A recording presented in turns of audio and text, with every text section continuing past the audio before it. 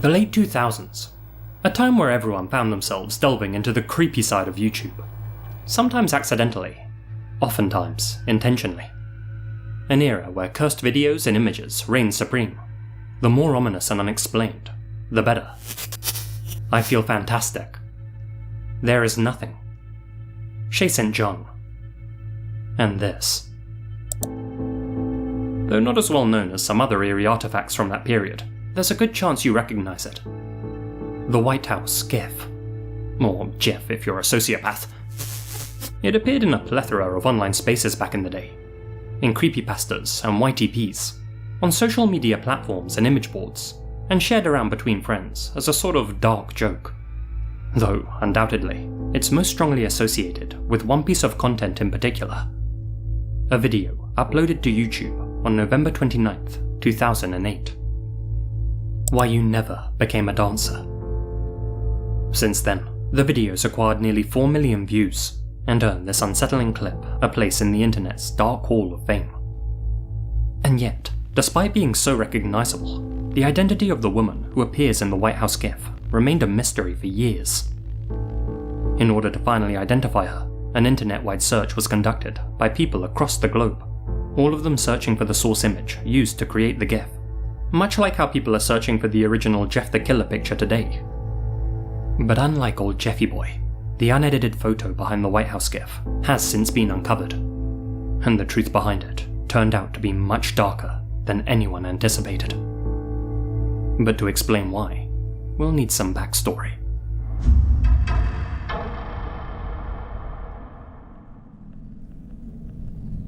Some of you may be familiar with the name Tracey Emin.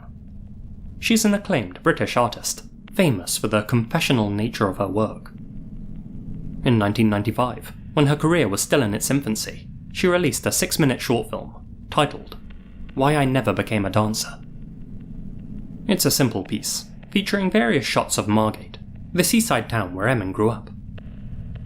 Over these home movie-esque images, Emin tells the harrowing story of her youth, about how she left school at the age of 13 and began having frequent relations with much older men, something which didn't seem wrong to her at the time. As she aged though, she came to understand the horrors of what had actually happened to her, and eventually found solace through the medium of dance, something which she was naturally talented at.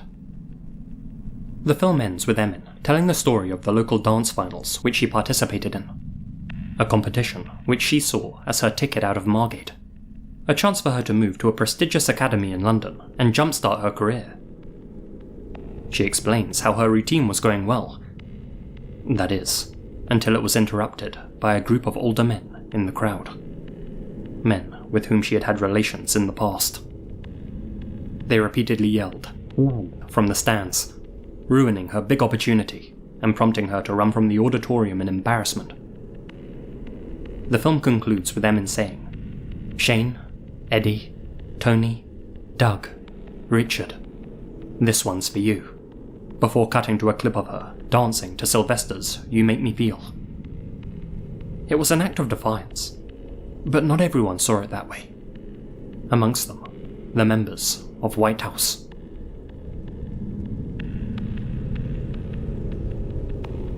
Also hailing from England, White House were a power electronics band who worked within the genre of noise music, and were well known for their intense, some might say unscrupulous, lyrics, as well as their heavily distorted sound. White House had taken notice of Emin's short film, and, 8 years later, made a response track. A song titled, Why You Never Became a Dancer.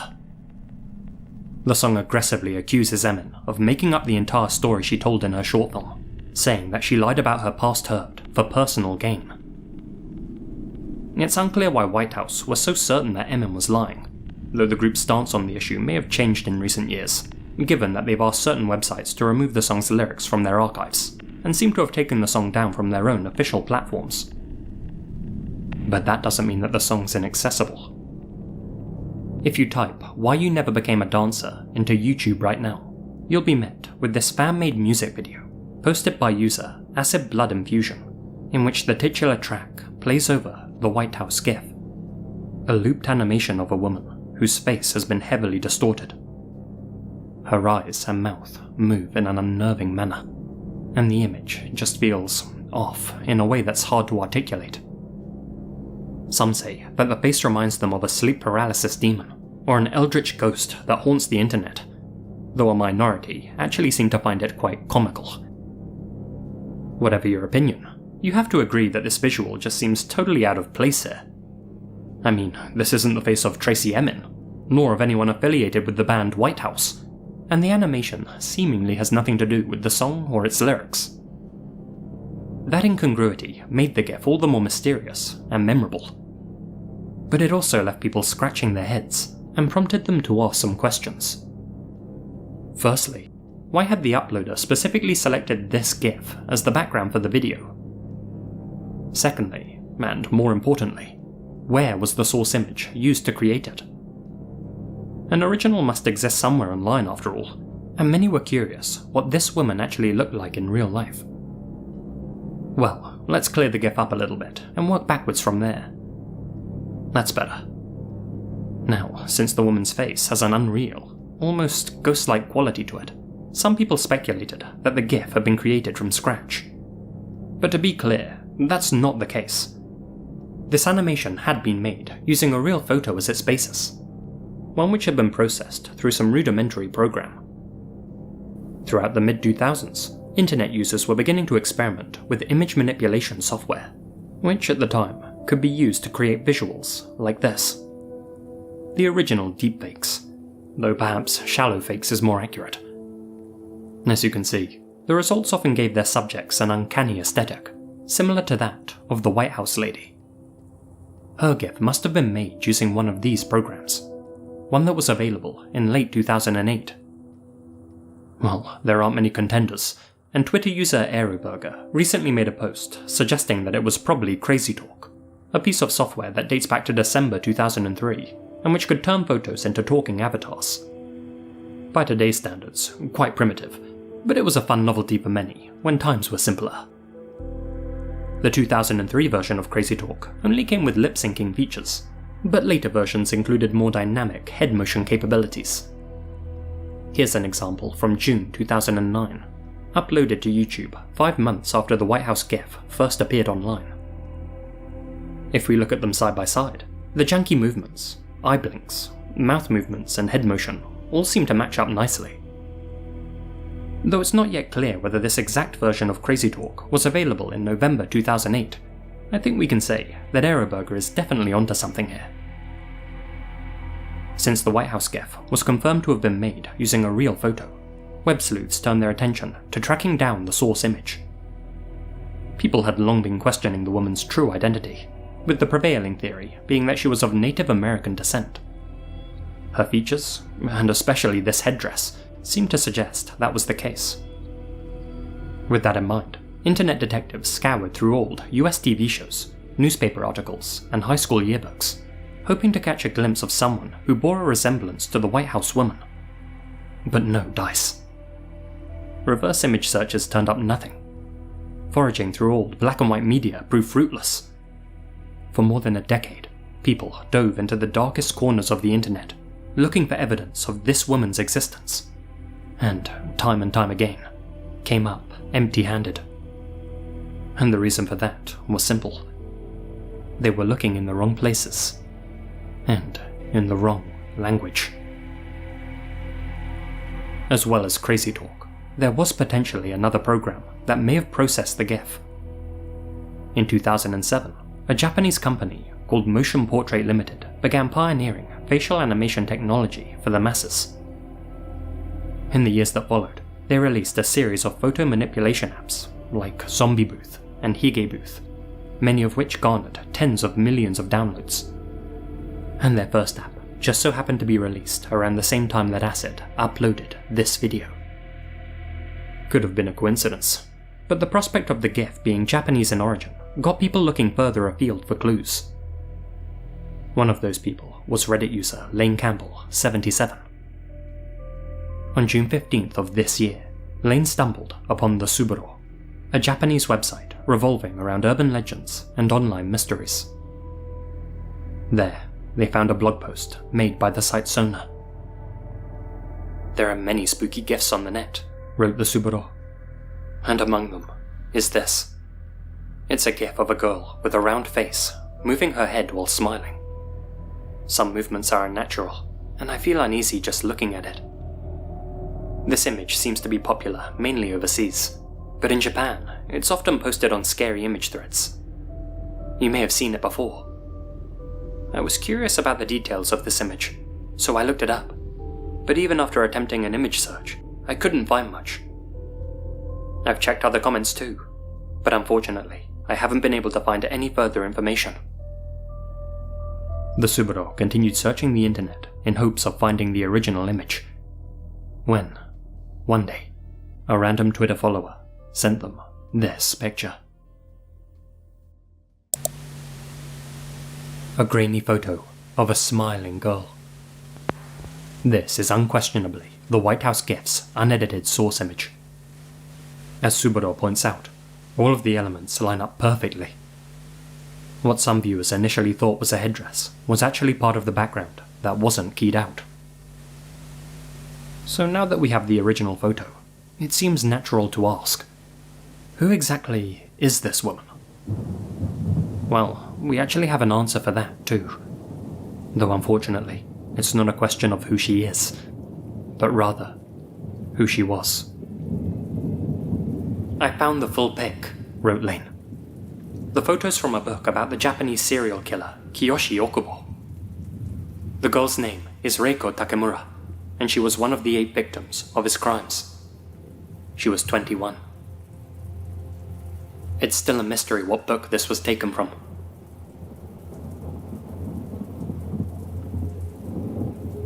As it turns out, the girl we've all been searching for, Reiko Takemura, wasn't a TV personality or an interviewee from a news broadcast. She was a murder victim, and the photo used to make this GIF had been taken from a report on her slaying. Though not the first to link Reiko to the White House GIF, Lane Campbell's post has brought this revelation to the wider internet's attention.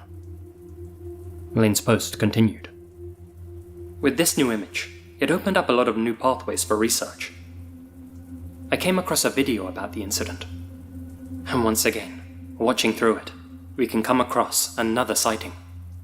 It flashes at timestamp 10:51. This version of the image, taken from an old Japanese TV spot, is much cleaner than any other we've found to date, and is currently the first known appearance of the photo in the media. This TV segment tells the story of Kiyoshi Okubo, one of Japan's most notorious deviants, and the man responsible for ending Reiko's life. Born in 1935, Kiyoshi showed signs of being unhinged from a very early age. He was relentlessly teased at school for his Western appearance, the result of him being a quarter Russian, and would often take his frustrations out on his female classmates, saying and doing extremely inappropriate things to them. Those who knew his family half joked that Kiyoshi was, quote, the son of Kodaira, an infamous serial slayer from Tokyo. Those comments would turn out to be eerily prophetic. As Kiyoshi got older, his behaviour became more and more demented. He was in and out of prison for much of his young adulthood, with convictions for blackmail and with one incident landing him a 4.5-year sentence. He was paroled from prison on March 2nd, 1971, and, almost immediately upon his release, bought himself a high-end Mazda Familia Rotary Coupe M10A. Whilst locked up behind bars, Kiyoshi had been stewing in his resentment for society, and he had decided to take out his frustrations on his home prefecture of Gunma. His new car was to play a big role in his twisted plan. Between March 31st and May 10th of that year, Kiyoshi donned a beret and Russian-style outwear and drove around the exits of Gunma's busiest stations, calling out to women from his luxury vehicle, pretending to be a successful painter who had just returned home from France. "I have a workshop in the area," he would tell them. "I want you to model for me." With that offer, he'd motion for them to get into his car with a "s'il vous plaît." Over the course of those 41 days, he accosted at least 127 women. Around 30 of them got inside his car. More than a dozen of them were, and 8 of them were slain.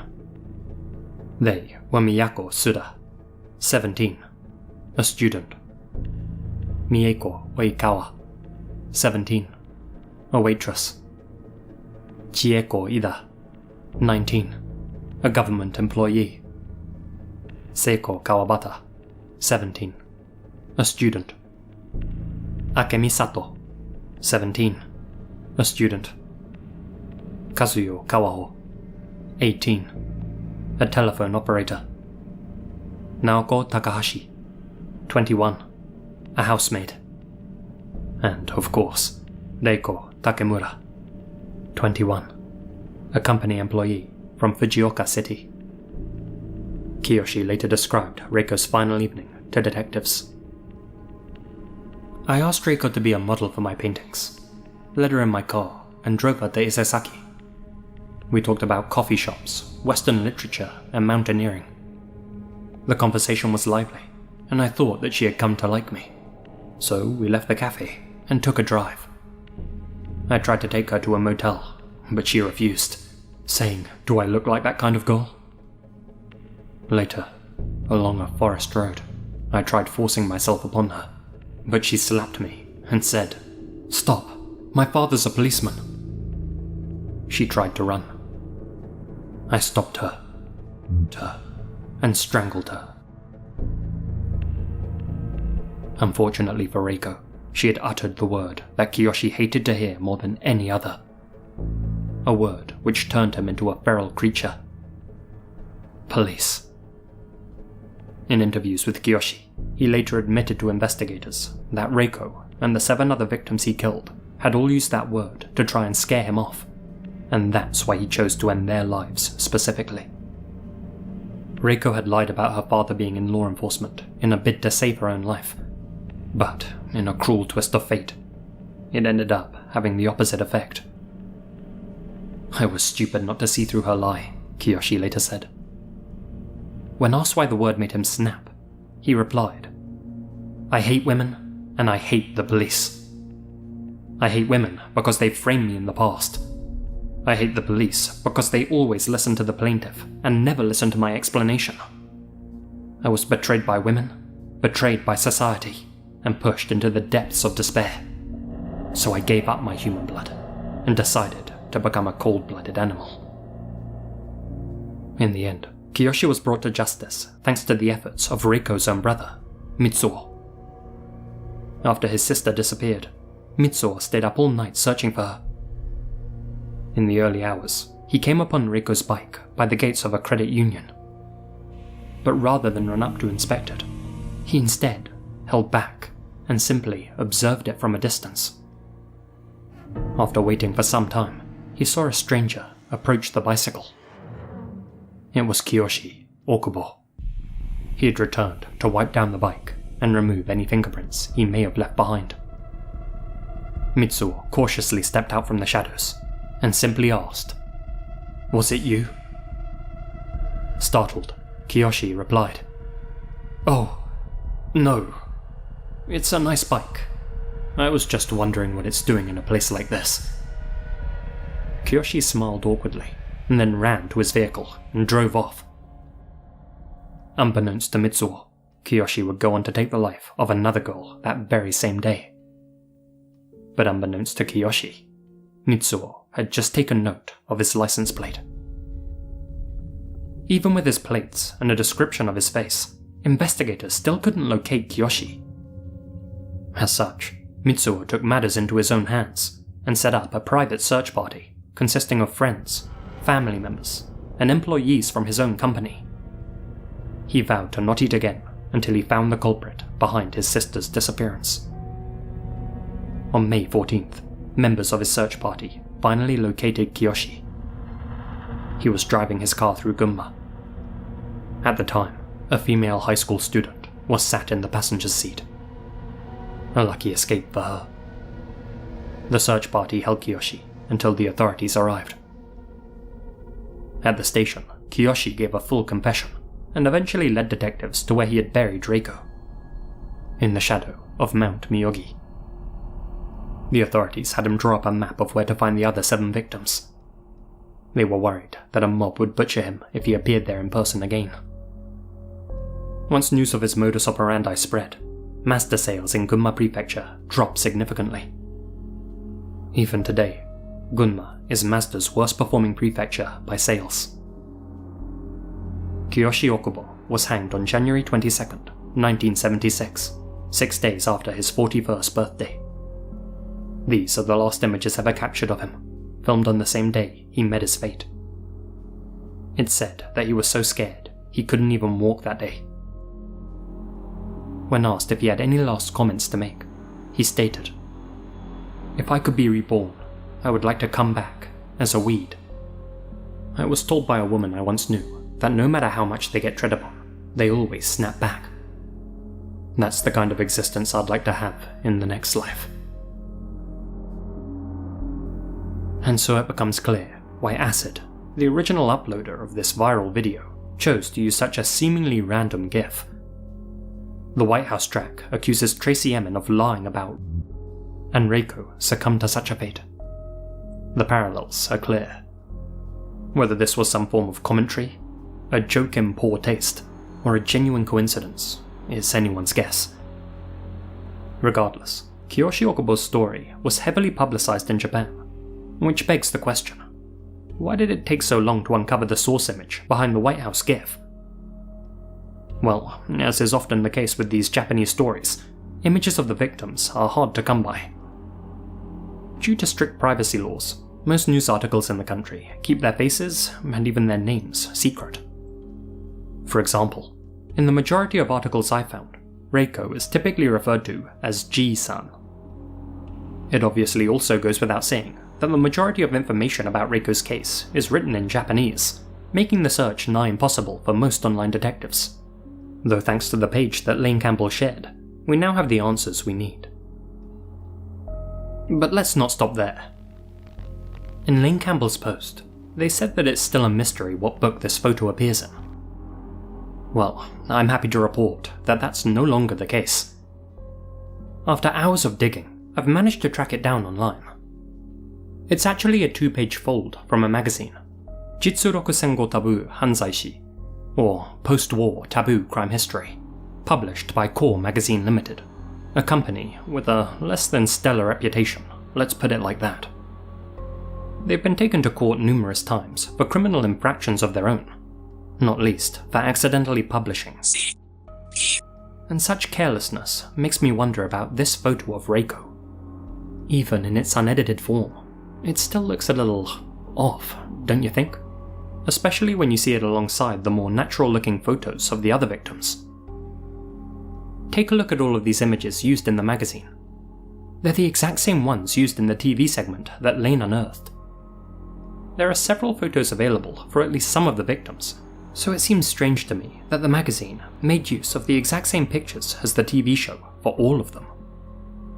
Given their past history, I personally wouldn't be surprised if Core Magazine simply ripped these photos from the show without much thought. Focusing on this photo of Reiko, as far as we know, this unknown television spot and this page from Core Magazine are the only 2 places that it's ever appeared. Which makes me wonder, this super contrasted, undetailed photo, is it really of Reiko? I mentioned that Japan has strict privacy laws. Well, TV shows in the country often make use of example images to avoid legal issues. I can't help but wonder whether the TV company couldn't get permission from Reiko's family to use her image, or simply couldn't acquire a picture of her for whatever reason, and so made use of a placeholder image. One of a fake person. Well, that's all speculation on my part. But even if this really is Reiko, surely there are better photos out there that we can replace this with. Ones that would do Reiko's memory more justice. She deserves that much at least. So, let's find one.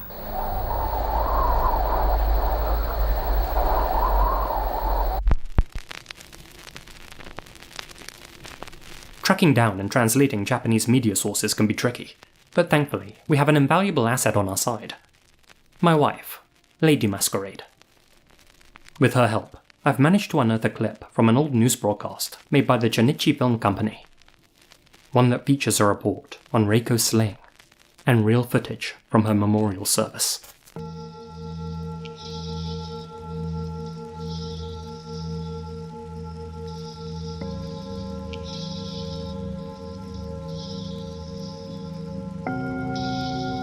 Takemura Reiko さんは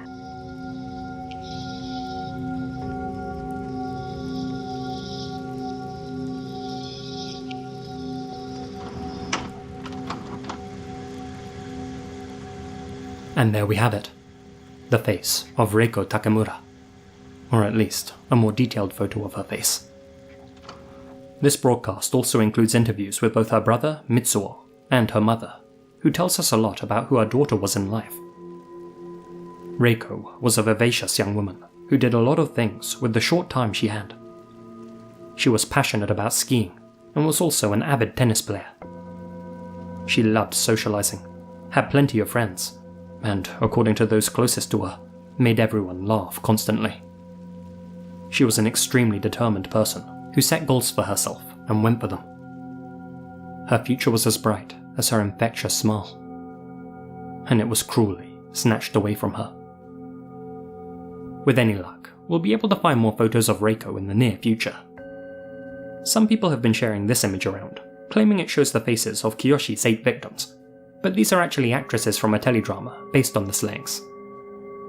There definitely are better quality photos of Reiko that exist though. Take a look at this old magazine pullout from 1971. It shows the faces of all 8 slain women alongside Kiyoshi. By process of elimination, I'm 95% confident that Reiko is this woman right here. I also know for a fact there's another one of her in this book. On this preview, you can see that there's a page with all 8 victims' faces, but it's too blurry to make them out, and the only copy I can find for sale costs almost $1,000 US. If I find any more reasonably priced copies, or come across some more photos of Reiko, I'll update you all on my Twitter page. Now, the final question left to answer is perhaps the trickiest of them all. Namely, who actually made the White House GIF? In the words of the Suburo, I'm curious as to who manipulated a victim's photo in such a way, but the author of the GIF remains unknown. The obvious answer is that it was the person who posted the dancer video in the first place, Acid Blood Infusion. But although he popularized the GIF, I personally don't think he was responsible for its creation. Looking through his channel, it seems he only ever posted clips and images already available on the web. Another of his White House fan videos, for example, is just a looped clip of Professor Utonium. The only way he ever manipulated his videos was by applying filters to them. There's no original animation in any of his other content. So although Acid's video appears to be where the White House GIF made its debut, I think it's more likely he found it online somewhere, likely while browsing an obscure Japanese forum. As we've come to learn, this photo of Reiko is an extremely deep cut. So, whoever the true author of this GIF is, they made it knowing full well what happened to her. And the fact someone would do such a thing is far scarier than the GIF itself. As one Japanese commenter put it, it's like digging up graves and playing with corpses. Reiko Takemura had her life taken away from her, and then, decades later, was victimized yet again, this time by having her face processed and turned into content. Content that's been laughed or screamed at by millions of people around the world, none of them aware of who she was or what happened to her. I thought it was important to share Reiko's story with you for that very reason, to potentially undo a small amount of the damage caused to her and her family by this GIF.